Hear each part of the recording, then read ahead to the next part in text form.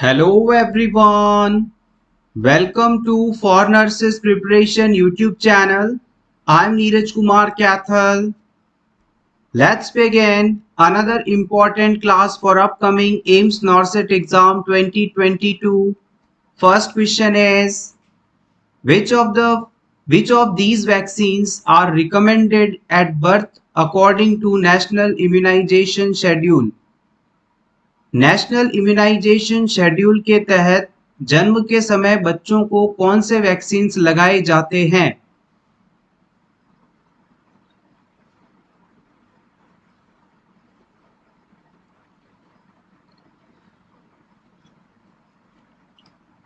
Yes exactly आपका answer बिल्कुल सही है। जन्म के समय बीसीजी, हेपेटाइटिस बी और ओपीवी वैक्सीन्स लगाए जाते हैं। Next question, what is another name for pancreaticoduodenectomy? Pancreaticoduodenectomy को आप और किस नाम से भी जानते हैं?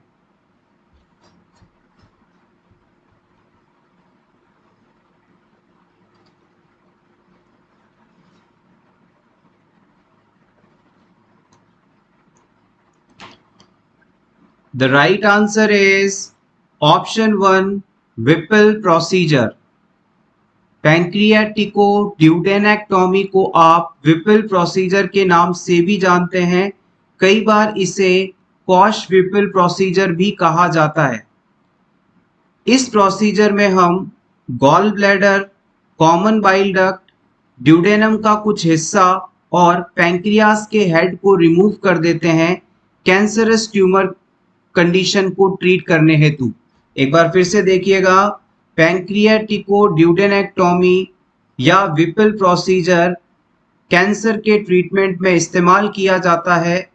इस प्रकार के प्रोसीजर में कैंसर से अफेक्टेड ड्यूडेनम का कुछ हिस्सा, common bile duct, head of pancreas, gall bladder सभी को सर्जरी द्वारा रिमूव कर दिया जाता है। Next question, which vaccine is not administered to an HIV positive child? HIV positive बच्चे को आप कौन सी वैक्सीन नहीं लगा सकते? ओपीवी, डीपीटी, हेपेटाइटिस बी या एमएमआर?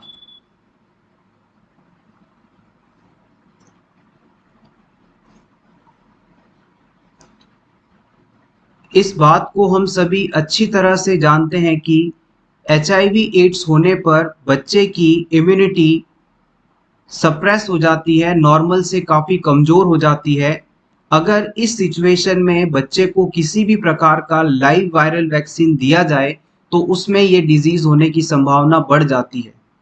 सो यहाँ पर ऑप्शन ए में बताया गया ओरल पोलियो वैक्सीन, जो कि एक लाइव वायरल वैक्सीन है, इसे हम बच्चे को नहीं देंगे। याद रखिएगा, oral polio vaccine, measles, yellow fever, live influenza vaccine, इन सभी को आप HIV पॉजिटिव बच्चे को नहीं दे सकते। Next question, red cross society was founded by? Red cross society किसके द्वारा तैयार की गई, बनाई गई?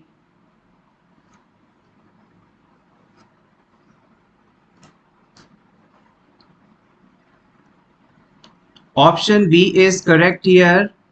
हेनरी ड्यूरेंट द्वारा रेड क्रॉस सोसाइटी फाउंड की गई थी, बनाई गई थी।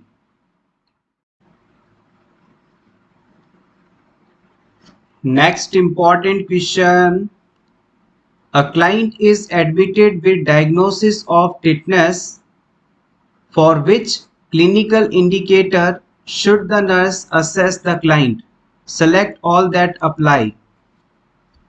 किसी टिटनेस के पेशेंट में आपको कौन कौन से साइन एंड सिम्टम्स देखने को मिलेंगे? जो जो सिम्टम्स इस पेशेंट में देखने को मिल सकते हैं उन सभी को आप सेलेक्ट करें।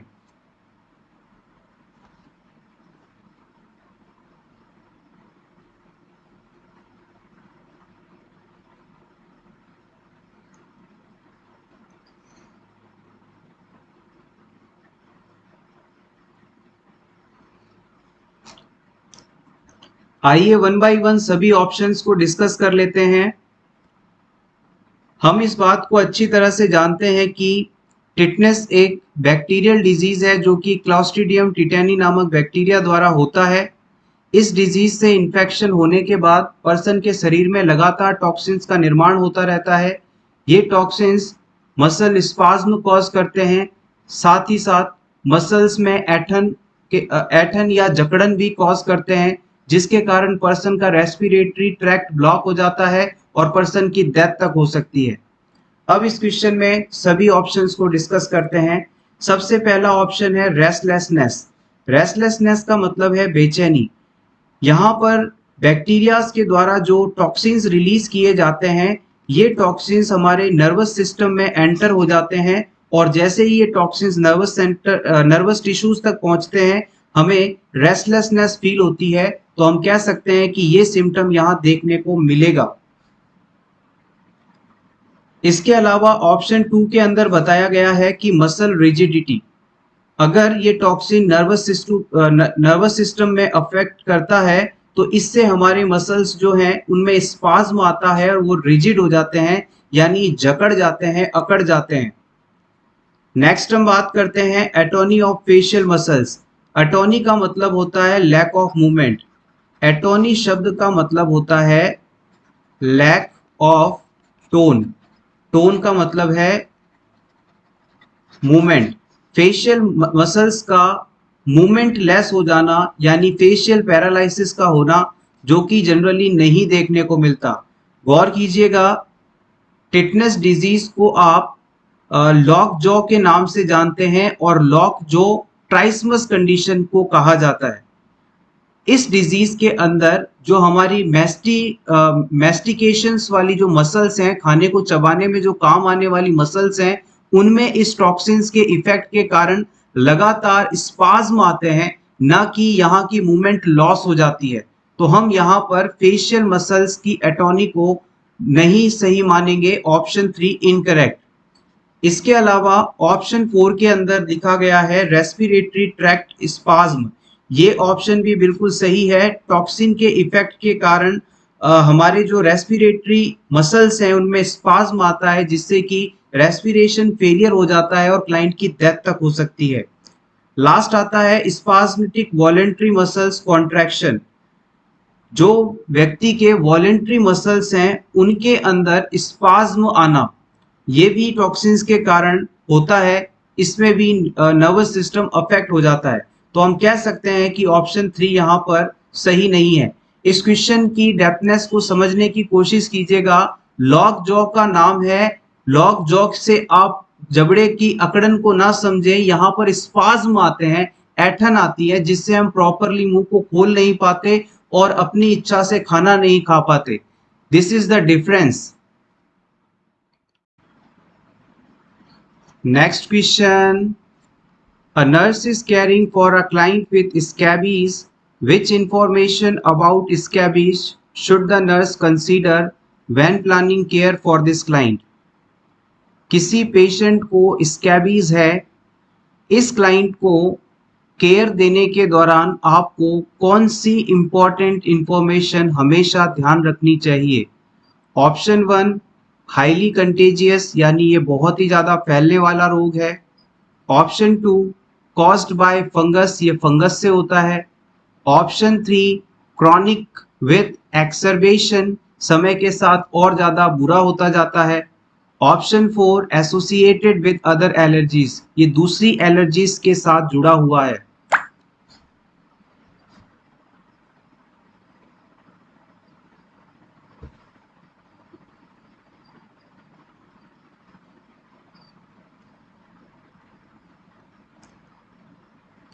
The right answer is option 1. It is highly contagious. Scabies disease जो है बहुत ही ज़्यादा कंटेजियस डिजीज है, यानी कि ये बहुत ही तेजी से फैलता है, कम्युनिकेबल है। इसका जो कॉज है उसे आप इच माइट के नाम से जानते हैं। ये इच माइट के द्वारा होने वाला डिजीज है।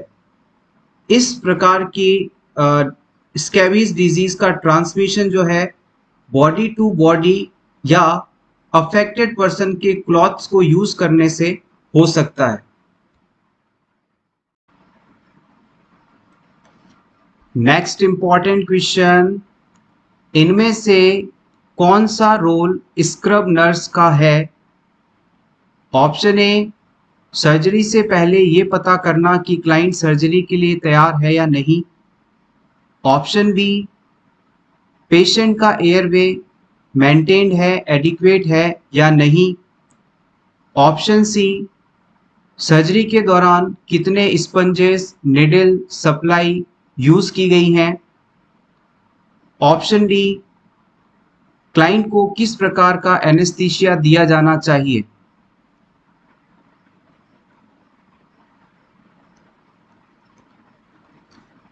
आपकी जो स्क्रब नर्स होती है ये सर्जरी के दौरान डॉक्टर के साथ रहती है और डॉक्टर को असिस्ट करती है।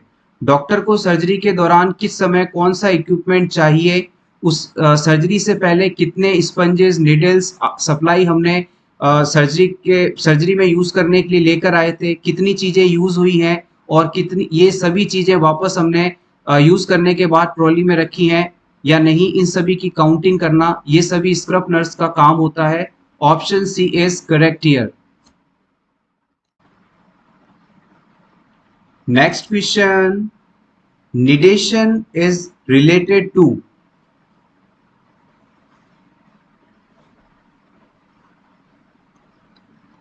The right answer is option C, implantation. Implantation को ही हम निडेशन कहते हैं। नेक्स्ट क्वेश्चन, the most effective method of purification of water at community is। Community में वाटर को प्यूरिफाई करने का मोस्ट इफेक्टिव मेथड कौन सा है? Boiling, straining, filtering, chlorination.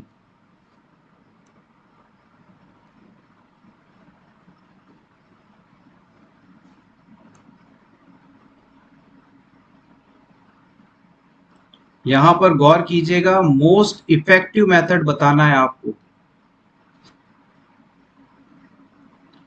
Yes, exactly आपका आंसर बिल्कुल सही है। Water filtration is the most effective way to purify water in community. Community में वाटर को यदि लार्ज स्केल पर प्यूरिफाई करना है तो इसके लिए हम फिल्ट्रेशन प्रोसेस इस्तेमाल करते हैं, क्योंकि इसमें 98 से 99% तक बैक्टीरियाज सबसाइड हो जाते हैं, किल हो जाते हैं, रिमूव हो जाते हैं। दो टाइप के फिल्टर्स हम यहाँ पर अक्सर यूज करते हैं, इंपॉर्टेंट है। सबसे पहला आता है स्लो सैंड फिल्टर, इसे आप बायोलॉजिकल फिल्टर के नाम से भी जानते हैं। सेकेंड आता है रैपिड सैंड फिल्टर, इसे आप मैकेनिकल फिल्टर के नाम से भी जानते हैं। Next question, out of the following which medication are used for intestinal evacuation. अगर किसी क्लाइंट को कॉन्स्टिपेशन है, उसने स्टूल पास नहीं किया है, तो इस स्टूल को पास करवाने के लिए हम किस सब्सटेंस का इस्तेमाल कर सकते हैं? कैथेटिक्स, carminatives, astringent, antimycotics.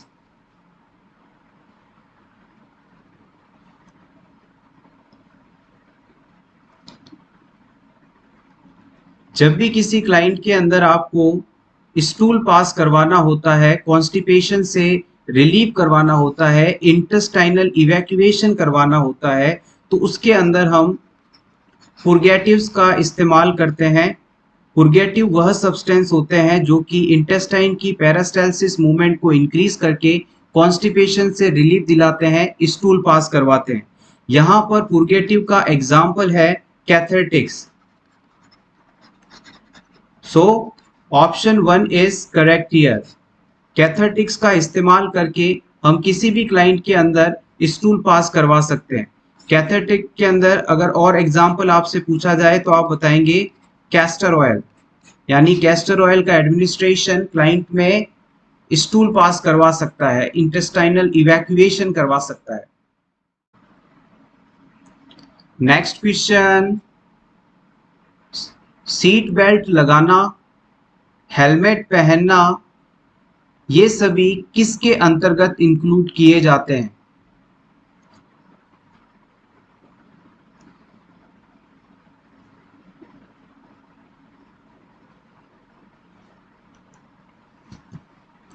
Yes, exactly आपका आंसर बिल्कुल सही है। हेलमेट लगाना, सीट बेल्ट पहनना, ये सभी प्राइमरी हेल्थ प्रमोशन बिहेवियर हैं। Option B correct. Next question, a child in the emergency room is suspected of having epiglottitis. Which of the following is the priority to include in this client's plan of care? Emergency में आपके पास एक बच्चा आया जिसमें epiglottitis होने का संदेह है। इस बच्चे की केयर के दौरान क्या स्टेप आप इंक्लूड करना चाहेंगे? ऑप्शन ए, आप इस डिजीज के बारे में पेरेंट को बताएंगे। ऑप्शन बी, आप बच्चे के एयरवे को मेंटेन करेंगे, पेटेंट रखेंगे। Option C, IV access establish करेंगे। ऑप्शन 4, लेटरल नेक एक्सरे करवाएंगे। यहां पर प्रायोरिटी के बिहाफ पर आपको आंसर देना है, सबसे ज्यादा जरूरी क्या है और सबसे पहले आप क्या करेंगे, ये चीज आपको बताना है।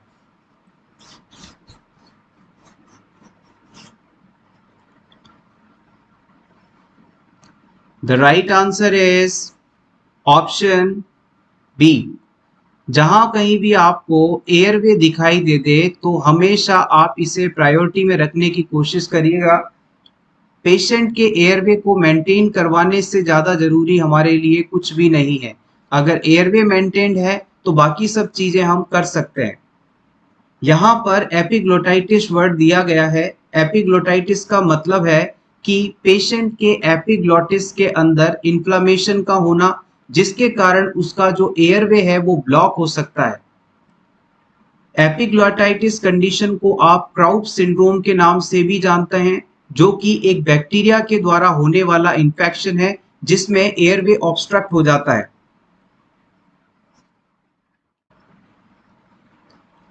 Next question, an outpatient department, a nurse is providing health education to a 40 years old person regarding the lifestyle modifications to prevent hypertension. What level of prevention is the nurse providing? 40 साल के व्यक्ति को आप BP से बचने के लिए कौन सा चीज इस्तेमाल करना है, लाइफस्टाइल को मॉडिफिकेशन करना है, ये बताते हैं। तो ऐसा करके आप किस लेवल की प्रिवेंशन को इस्तेमाल कर रहे हैं?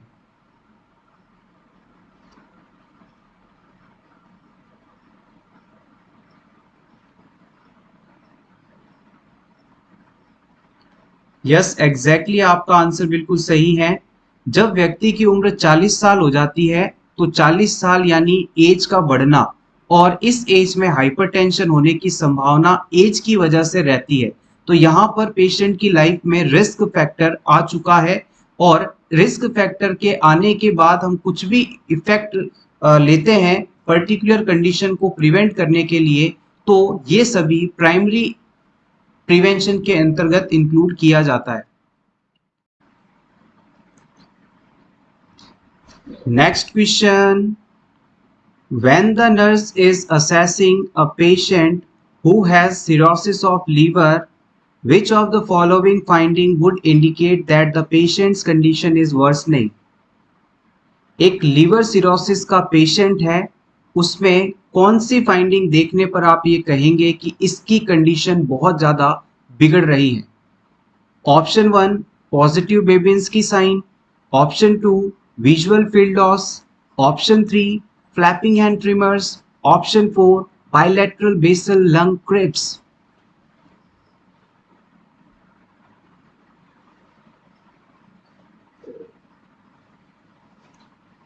यस, बहुत ही अच्छा जवाब है आप सभी का। फ्लैपिंग हेड ट्रिमर्स ये बिल्कुल सही ऑप्शन है। यहाँ पर जब भी किसी लीवर सिरोसिस के पेशेंट में हाथों के अंदर कपकपाहट होती है, ट्रिमर्स आते हैं, तो ये कंडीशन जो है एस्ट्रिक्सिस कहलाती है। इसे हम एस्ट्रिक्सिस कहते हैं। ये जो एस्ट्रिक्सिस कंडीशन है ये जनरली सिरोसिस ऑफ लीवर के पेशेंट्स में इस डिजीज की लेट स्टेज के अंदर देखने को मिलता है। तो हम कह सकते हैं कि फ्लैपिंग ट्यूमर्स जो है इस लीवर डिजीज कंडीशन की सीवियरिटी को बताते हैं। यहाँ पर एक बात और इम्पॉर्टेंट मैं मेंशन करना चाहूंगा, एस्टेरिक्सिस जो टर्म है उसे हम जनरली फ्लैपिंग हैंड ट्रिमर्स के रूप में डिनोट करते हैं, लेकिन याद रखिएगा लिवर सिरोसिस के अंदर पेशेंट की टंग में भी एबनॉर्मल मूवमेंट्स होती हैं। एस्ट्रिक्सिस को आप लीवर फ्लैपिंग के नाम से भी जानते हैं। इन दोनों चीजों को भी जरूर याद रखिएगा।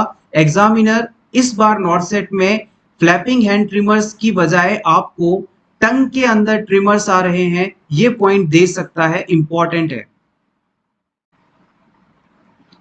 Next question, the nurse is reviewing the chart of the child with coarctation of aorta.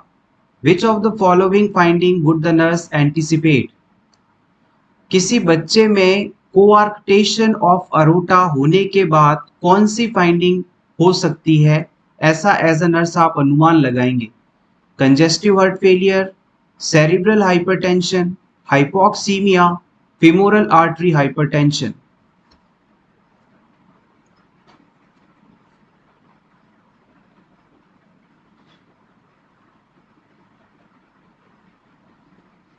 यहाँ पर देखिए जो कोआर्क्टेशन वर्ड है इसका आप मीनिंग समझने की कोशिश करिएगा, इससे आपको आंसर गैस करने में इजी रहेगा। कोआर्क्टेशन का मतलब होता है कि जो हमारी ब्लड वेसल है वो सिकुड़ जाए, जिसके कारण प्रॉपर तरीके से ब्लड सप्लाई ना हो पाए, ब्लड का प्रेशर बढ़ जाए।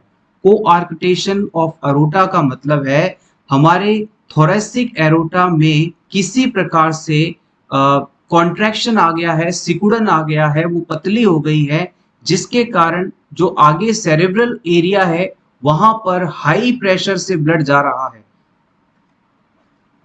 यस, एग्जैक्टली ऑप्शन बी सही माना जाएगा।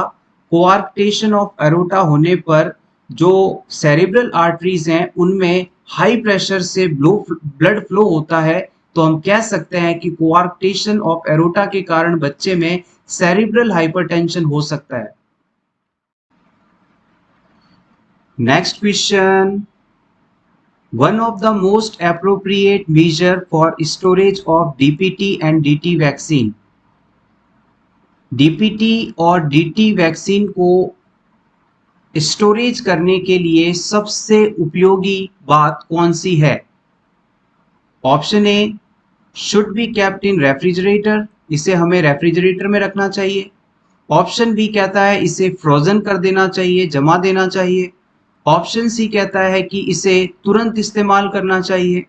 ऑप्शन डी कहता है कि इसे रूम टेम्परेचर पर रखना चाहिए।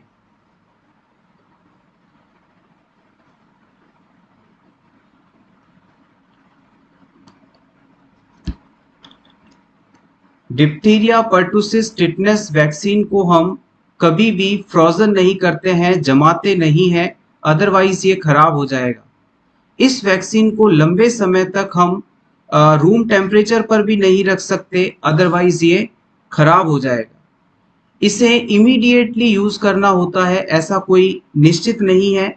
जब भी इसे मान लीजिए सब सेंटर पर इशू किया गया तो इसे एक सप्ताह के अंदर यूज किया जा सकता है। सो आपके पास बचता है option A, it should be kept in refrigerator. याद रखिएगा जो डीपीटी और डीटी वैक्सीन है इसे आप 2 से 8 डिग्री सेंटीग्रेड टेम्परेचर पर स्टोर करेंगे, यानी कि रेफ्रिजरेटर के अंदर स्टोर करेंगे। इसे फ्रिज में नहीं रखेंगे, यानी कि इसे बिल्कुल जमाने वाले टेम्परेचर पर नहीं रखेंगे, और ज्यादा समय तक इसे रूम टेम्परेचर पर भी नहीं रखना है। Next question, secondary level of prevention of disease include. Disease prevention के सेकेंडरी लेवल में हम किससे इंक्लूड करेंगे?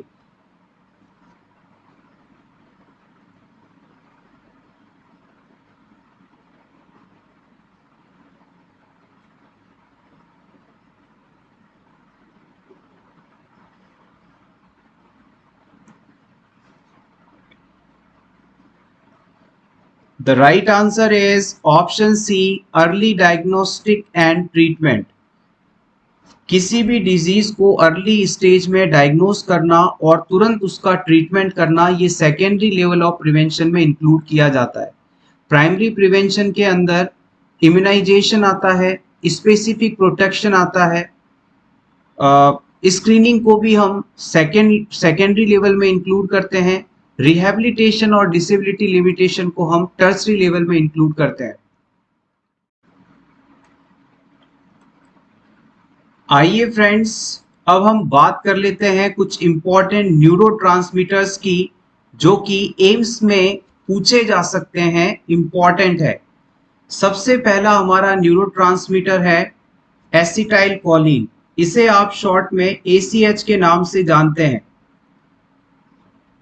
Stimulates muscle contraction involved in memory, learning, general intellectual functioning. Acetyl choline muscle contractions, memory, learning और जनरल इंटेलेक्चुअल फंक्शनिंग में help करता है। अगर इसकी हमारे शरीर में कमी हो जाए तो अल्जाइमर्स डिजीज हो सकता है। अगर इसका लेवल नॉर्मल से ज़्यादा हो तो इससे सीवियर मसल स्पाज्म आ सकते हैं।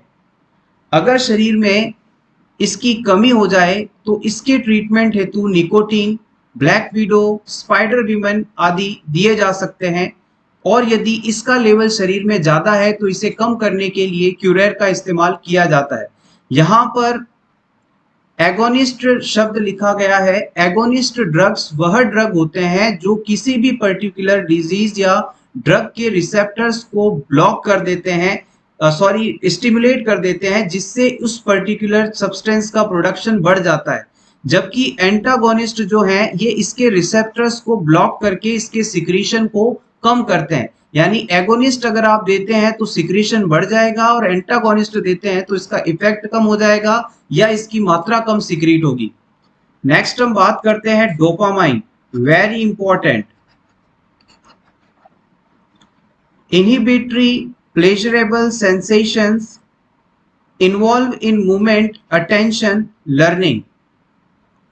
ये हमारे अटेंशन, मूवमेंट और लर्निंग से संबंधित फंक्शंस को रेगुलेट करता है।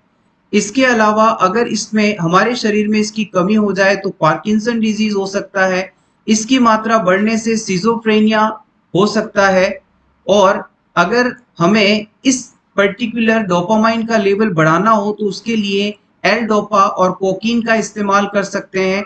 जबकि इसकी मात्रा कम करने के लिए एंटीसाइकोटिक ड्रग्स दिए जा सकते हैं, जिसमें थोराजिन एक इंपॉर्टेंट एग्जाम्पल है। नेक्स्ट हम बात करते हैं सीरोटोनिन की। ये मूड और इमोशनल स्टेट को इनहिबिट करता है। अगर इसकी कमी हो जाए तो पर्सन में डिप्रेशन और मूड डिसऑर्डर्स डेवलप होते हैं और बढ़ा हुआ लेवल ऑटिज्म का कारण बनता है। इसके लिए एगोनिस्ट ड्रग के रूप में प्रोजेक या SSRI का इस्तेमाल किया जाता है।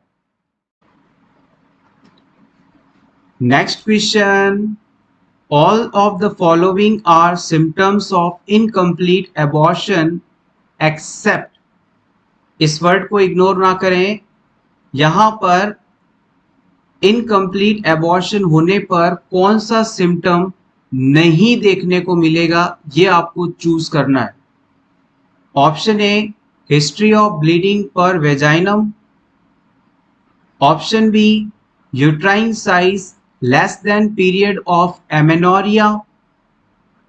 Option C, closed cervical OS. Option D, history of passage of product of conception.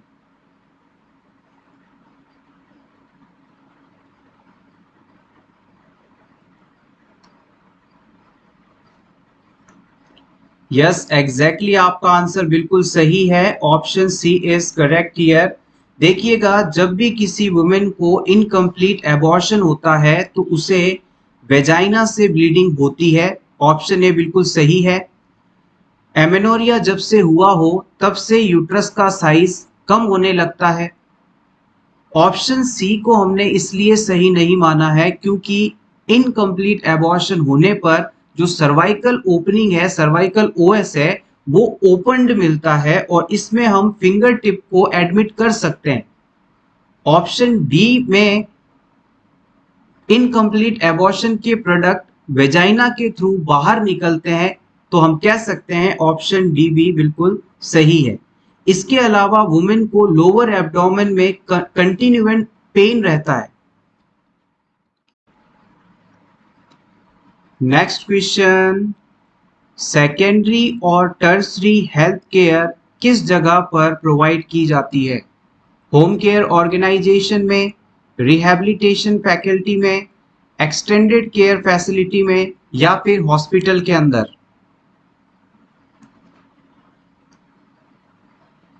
Yes, exactly, आप बिल्कुल सही है। Option D hospital is correct.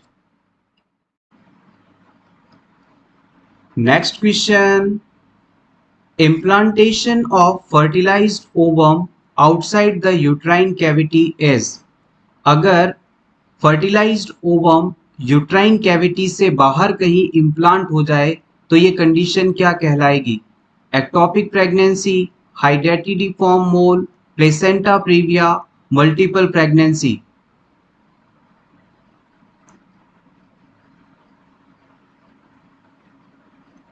The right answer is option A. It is called ectopic pregnancy. Ectopic pregnancy को आप extra uterine implantation के नाम से भी जानते हैं। मोस्ट ऑफ द केसेस के अंदर, या यूं कहें 90 से 95% एक्टोपिक प्रेगनेंसीज जो हैं वो यूट्रस के अलावा फेलोपियन ट्यूब पर होती हैं। देखिएगा, एक बार फिर से समझिएगा, 90 to 95% एक्टोपिक प्रेगनेंसी में जो फर्टिलाइज्ड ओवम है वो फेलोपियन ट्यूब में इम्प्लांट हो जाता है। तो अगर आपसे पूछ लिया जाए कि मोस्ट कॉमन एक्टोपिक प्रेगनेंसी की साइट क्या है, तो आप बताएंगे फेलोपियन ट्यूब। और अगर फेलोपियन ट्यूब में भी सबसे ज्यादा किस पार्ट में होता है, तो आप बताएंगे एम्प्यूला वाले पार्ट में। फेलोपियन ट्यूब का जो एम्प्यूला वाला पार्ट है वो सबसे बड़ा और चौड़ा भाग माना जाता है फेलोपियन ट्यूब का। इसी साइट पर एम्प्यूला वाले रीजन में ही फर्टिलाइजेशन होता है और 78% ट्यूबल प्रेगनेंसीज यहीं पर इम्प्लांट हो जाती हैं। सो एक्टोपिक प्रेगनेंसी की most common site fallopian tube. Fallopian tube में भी स्पेसिफिकली पूछा जाए तो ampulla. Next question, which of the following clinical finding indicates the patient is experiencing hypokalemia? अगर किसी क्लाइंट में पोटेशियम की मात्रा नॉर्मल से कम हो जाए तो इसे कौन से सिम्टम्स आएंगे? Oedema, abdominal distension, muscle spasm, Cosmos breathing?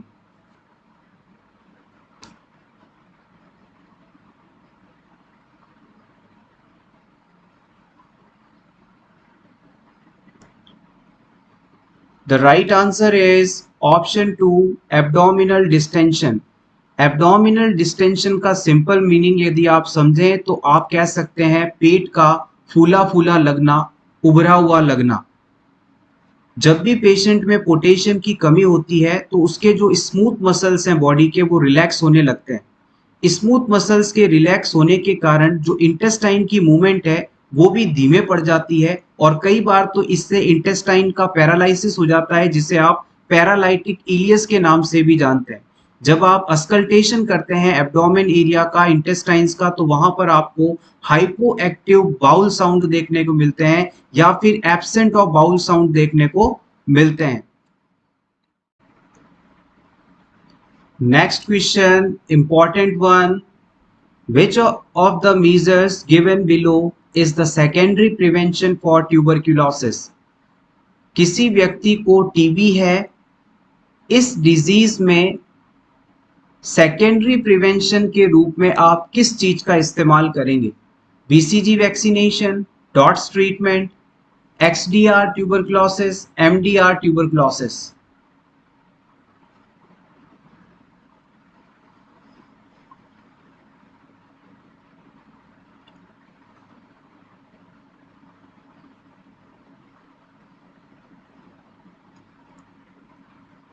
अगर आपने ऑप्शन बी को सिलेक्ट किया है तो आपका आंसर बिल्कुल सही है। यहाँ पर गौर कीजिएगा, जब हम किसी बच्चे को बीसीजी वैक्सीन लगाते हैं तो ऐसा करके हम उसे प्राइमरी प्रिवेंशन दे रहे हैं। अगर किसी व्यक्ति को टीबी डिजीज हो जाता है तो उसे directly observe treatment short course therapy का इस्तेमाल करते हुए ट्रीटमेंट देना सेकेंडरी प्रिवेंशन कहलाता है। अब किसी व्यक्ति के अंदर मान लीजिए ट्यूबरक्यूलोसिस मेडिसिन इफेक्ट ही नहीं कर रही हैं, पर्सन इन मेडिसिन के लिए रेसिस्टेंस डेवलप कर चुका है, तो इस कंडीशन को हम मल्टी ड्रग रेसिस्टेंस ट्यूबरक्यूलोसिस कहते हैं। अब मान लीजिए कुछ दवाओं से यदि रेसिस्टेंस हुआ तो ये एमडीआर है, यानी मल्टी ड्रग रेसिस्टेंस है, लेकिन कुछ दवाओं की तुलना में ज्यादा दवाओं से उसे अगर रेसिस्टेंस हो गया तो इसे आप एक्सटेंसिव ड्रग रेसिस्टेंट ट्यूबरक्लोसिस कहते हैं। आप इसे नोट कर लीजिएगा, एक्सटेंसिव ड्रग रेसिस्टेंस टीबी के नाम से जानते हैं। इसमें कौन सी मेडिसिन रेसिस्ट होती हैं इसके बारे में हम ज्यादा बात नहीं करेंगे, सिर्फ इतना सा याद रखिएगा कि मल्टी ड्रग रेसिस्टेंस और एक्सटेंसिव ड्रग रेसिस्टेंट ट्यूबरक्लोसिस जब हो जाता है तो हम जब इसका मैनेजमेंट करते हैं तो ये टर्सरी प्रिवेंशन के अंदर इंक्लूड किया जाता है। नेक्स्ट क्वेश्चन, the nurse is caring for a 10 years old client scheduled for surgery. The client's mother tells the nurse that her religious forbids blood transfusion. What nursing action is appropriate? एक 10 साल का बच्चा है जिसमें कोई सर्जरी होने वाली है। सर्जरी से पहले उसकी मदर आपको कहती है कि हमारे धर्म में किसी और का ब्लड लेना सही नहीं माना जाता, इसलिए मैं अपने बच्चे को ब्लड नहीं चढ़ाने दूंगी। इस सिचुएशन में एज अ नर्स आपके द्वारा कौन सा एक्शन लेना सबसे सही माना जाएगा? Option A, document the mother's statement in the chart. आप मदर ने जो बात कही है उसे अपने डॉक्यूमेंट्स में नोट कर लेंगे। ऑप्शन बी, मदर को एनकरेज करेंगे कि वो बच्चे को ब्लड ट्रांसफ्यूजन करने दें। Option C, explain the consequences of no treatment. आप इसे समझाएंगे कि अगर बच्चे का इलाज नहीं किया गया तो बच्चे में क्या प्रॉब्लम हो सकती हैं। Option D, notify the physician of the mother's refusal. आप डॉक्टर को इन्फॉर्म करेंगे कि बच्चे की मां ने ट्रीटमेंट लेने से मना कर दिया है। एज अ नर्स क्या करेंगे आप? बहुत ही कॉमन सा क्वेश्चन है, अगर आप हॉस्पिटल में ड्यूटी करते हैं तो इस तरह की प्रॉब्लम्स आपको प्रैक्टिकली कई बार देखने को मिलती हैं। मुझे पता है आप इसका आंसर परफेक्टली कर सकते हैं।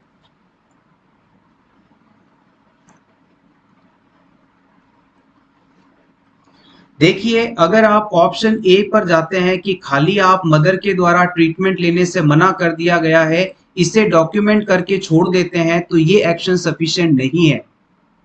आप मदर को एनकरेज करेंगे, समझाएंगे कि आप ट्रीटमेंट लीजिए, ब्लड ट्रांसफ्यूजन करने दीजिए। ये सब काम हमारा नहीं है। पेशेंट को या उसके रिलेटिव्स को टेकल करना, समझाने का काम डॉक्टर का है, हेल्थ केयर प्रोवाइडर का है। हमें ऐसा कुछ भी नहीं करना है। हम मदर को ये नहीं समझाएंगे कि आप बच्चे का अगर ट्रीटमेंट नहीं करवाएंगे तो बच्चे को ये प्रॉब्लम्स हो सकती हैं। ये काम डॉक्टर का है, हमारा नहीं है, हेल्थ केयर प्रोवाइडर का है। तो फाइनली हमारे पास एक ही चीज बचती है कि हम जो डॉक्टर है उसे इन्फॉर्म करेंगे कि फैमिली ने ट्रीटमेंट करवाने से मना कर दिया है। Option D correct here. Next question, human आई में किसी भी ऑब्जेक्ट की इमेज कहां पर बनती है? कॉर्निया पर, आइरिस पर, प्यूपिल पर, रेटिना पर।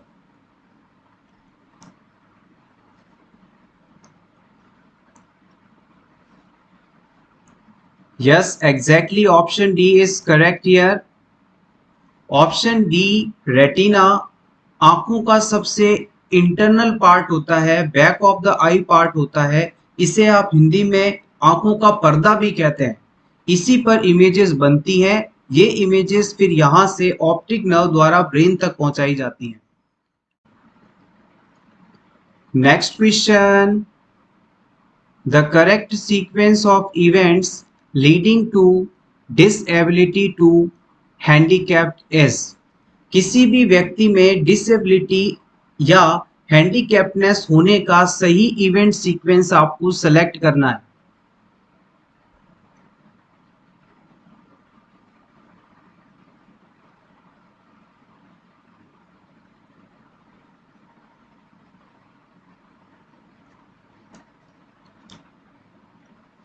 ऑप्शन 1 नहीं हो सकता, ऑप्शन डी भी नहीं हो सकता।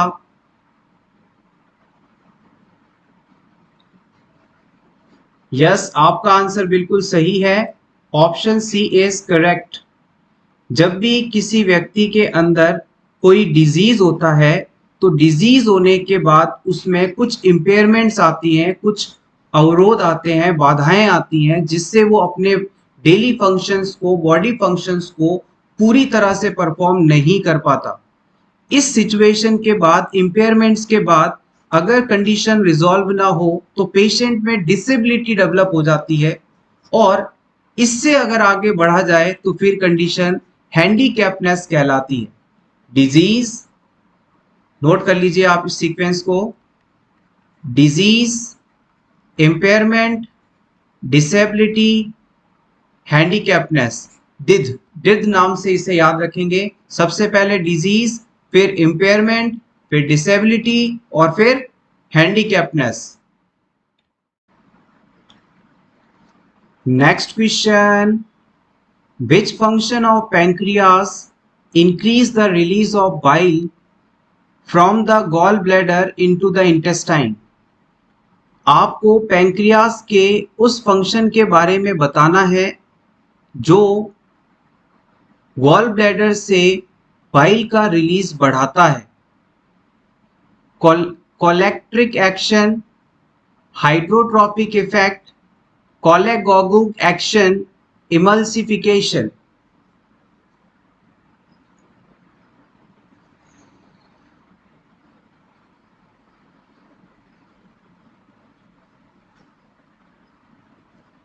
Option 3 is correct here. ऐसा कोई भी सब्सटेंस जो कि बाइल के प्रोडक्शन को बढ़ाता है, उसके सिक्रीशन को बढ़ाता है, कोलेगोगुक एक्शन कहलाता है। बाइल का निर्माण लीवर द्वारा होता है और इसे गॉल ब्लैडर में स्टोर किया जाता है। जब भी हम कोई फैट सब्सटेंस खाते हैं तो इसे डाइजेस्ट करने के लिए, इमल्सिफाई करने के लिए बाइल की आवश्यकता पड़ती है। यहां पर ऑप्शन 1 के अंदर शब्द दिया गया है कोलेरेटिक एक्शन। कोलेरेटिक एक्शन का मतलब है कि अगर ऐसा कोई भी सब्सटेंस जो कि लीवर में बाइल प्रोडक्शन इंक्रीज करवा दे तो वो कोलेरेटिक एक्शन कहलाता है। अगर कोई ऐसा सब्सटेंस है जो लीवर से बाइल के निर्माण को बढ़ा दे तो उसे आप कोलेरेक्टिक एक्शन कहते हैं। और यहां पर गौर करिएगा, ऐसा कोई सब्सटेंस जो कि गॉल ब्लैडर से बाइल के सिक्रीशन को बढ़ा दे, इंक्रीज करवा दे, तो उसे आप कोलेगोगुक एक्शन के नाम से जानते हैं। दोनों पॉइंट्स इंपॉर्टेंट हैं, आप चाहें तो इसका स्क्रीनशॉट ले लीजिएगा। Next question, initial colours of light are. Light के इनिशियल कलर्स कौन कौन से होते हैं?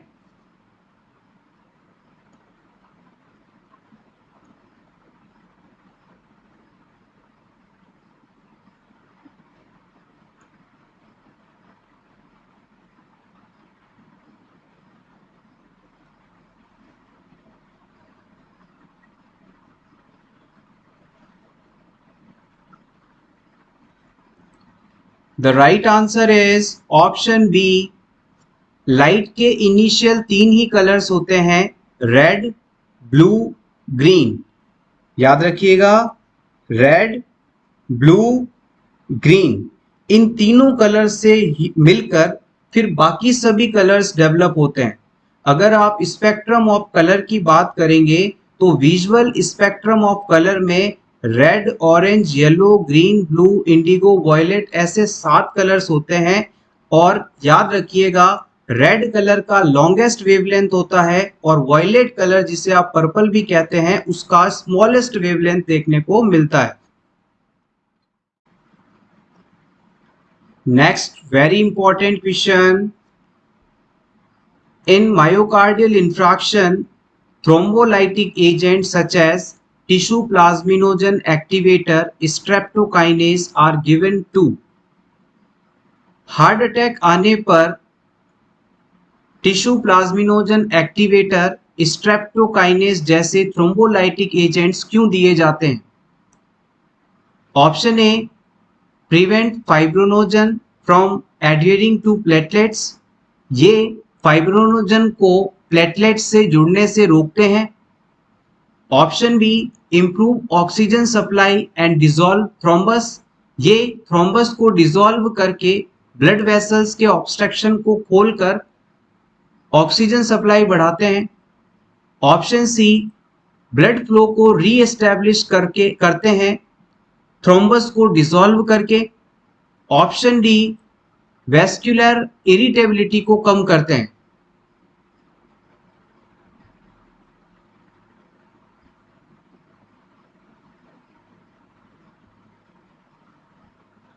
यहां पर शब्दों पर गौर करिएगा, काफी सिमिलर ऑप्शंस हैं, कंफ्यूज मत हो जाइएगा।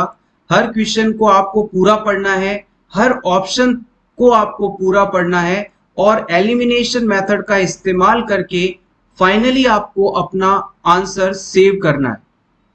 यस, एग्जैक्टली, आप बिल्कुल सही हैं। Option C is correct here. देखिए, जो ये थ्रोम्बोलाइटिक एजेंट्स होते हैं ना, इस शब्द पर गौर कीजिएगा, थ्रोम्बो प्लस लाइटिक।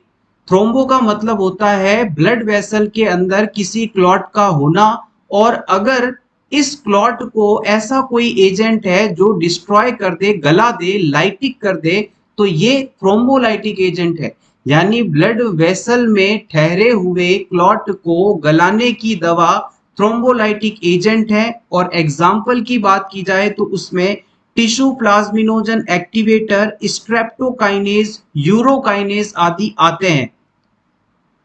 जब भी आप ये मेडिसिन क्लाइंट को देंगे तो ये क्लॉट या थ्रोम्बस डिसॉल्व हो जाएगा और इससे ब्लड सप्लाई पर्टिकुलर ऑर्गन तक प्रॉपरली पहुंच पाएगी। Next question, in palpating the client's breast, which of the following position is necessary for the patient to assume before the start of the procedure? किसी भी patient में breast के examination के समय उसे कौन सी पोजीशन में लाना आवश्यक है? सुपाइन, डॉर्सल रिकम्बिनेंट, सिटिंग या फिर लिथोटॉमी?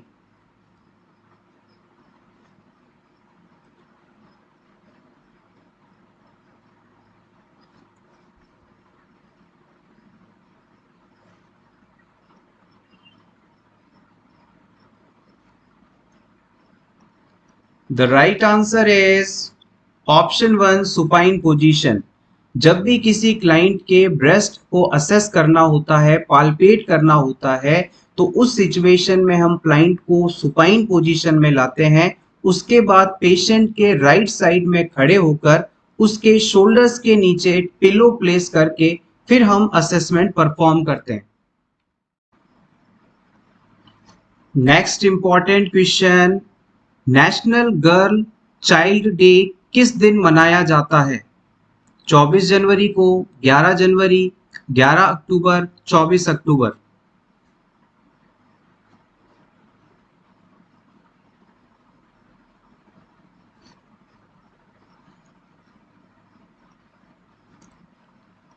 The right answer is option 1, हर साल 24 जनवरी को national girl child day celebrate किया जाता है। अगर आपसे पूछ लिया जाए कि इंटरनेशनल गर्ल चाइल्ड डे कब मनाया जाता है, तो आप बताएंगे 11 अक्टूबर को। 11 अक्टूबर को international girl child day celebrate किया जाता है।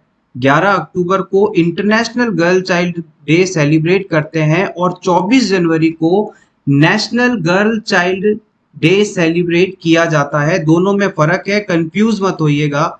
इस दिन को मनाने का उद्देश्य ये है कि समाज में लड़कियों के लिए लोगों की जो सोच है उसे बदलना और कन्या भ्रूण हत्या जो होती है उसे रोकना, और हमारे देश में जो फीमेल सेक्स रेशो है, मेल फीमेल सेक्स रेशो है, उसमें आ रही परिवर्तन में लड़कियों की संख्या जो कम हो रही है उसके बारे में अवेयरनेस फैलाना। इस साल वर्ष 2022 में 14वां national girl child day celebrate किया गया। नेशनल गर्ल चाइल्ड डे को मनाने की शुरुआत वर्ष 2008 से हुई थी।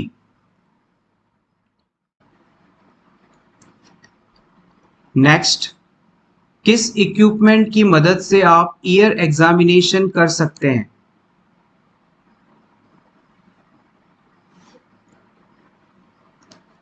यस, एग्जैक्टली, आप बिल्कुल सही हैं। Option C is correct here. Otoscope का इस्तेमाल करते हुए हम ईयर की जांच कर सकते हैं। इसके द्वारा हम ईयर कैनाल, टिम्पैनिक मेम्ब्रेन और ईयर ड्रम को विजुअलाइज कर सकते हैं।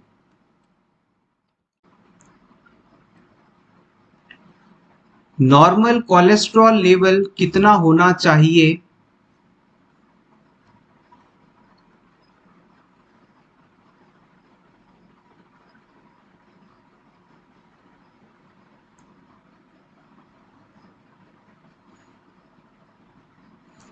यस, एग्जैक्टली, आप बिल्कुल सही हैं।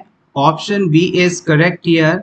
अमेरिकन हार्ट एसोसिएशन के अनुसार किसी भी पर्सन में कोलेस्ट्रॉल का लेवल 200 mg पर DL से ज़्यादा नहीं होना चाहिए।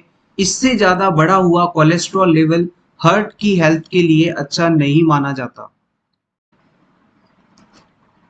Next question, a nurse is teaching a client about drug therapy for gonorrhea. Which fact about drug therapy should the nurse emphasize? किसी क्लाइंट को गोनोरिया डिजीज है, इसे नर्स द्वारा ड्रग थेरेपी के बारे में बताया जा रहा है।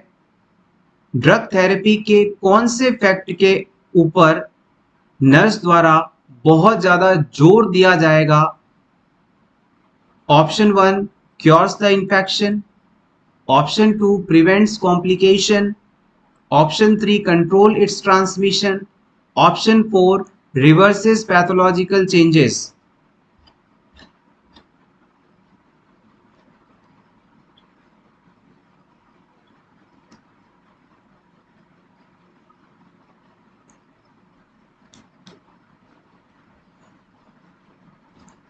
देखिए, ऑप्शन 1 को हम यहाँ पर बिल्कुल सही मानेंगे। जब किसी डिजीज के लिए ट्रीटमेंट अवेलेबल है तो हम हमेशा क्लाइंट को उस ट्रीटमेंट को प्रॉपरली और पूरा लेने के लिए जोर देते हैं। हम क्लाइंट को ये पूरी तरह से समझाएंगे, उसे निश्चित करेंगे कि आप अगर ट्रीटमेंट लेंगे तो आपका ये इन्फेक्शन पूरी तरह से ठीक हो जाएगा, क्योर हो जाएगा। गोनोरिया के ट्रीटमेंट के लिए सेफ्ट्राइक्सोन, डॉक्सीसाइक्लिन जैसी मेडिसिन इफेक्टिव होती हैं। अगर मान लीजिए इन मेडिसिन से कोई रेसिस्टेंट केस है तो उसके लिए दूसरी मेडिसिन भी हमारे पास अवेलेबल है।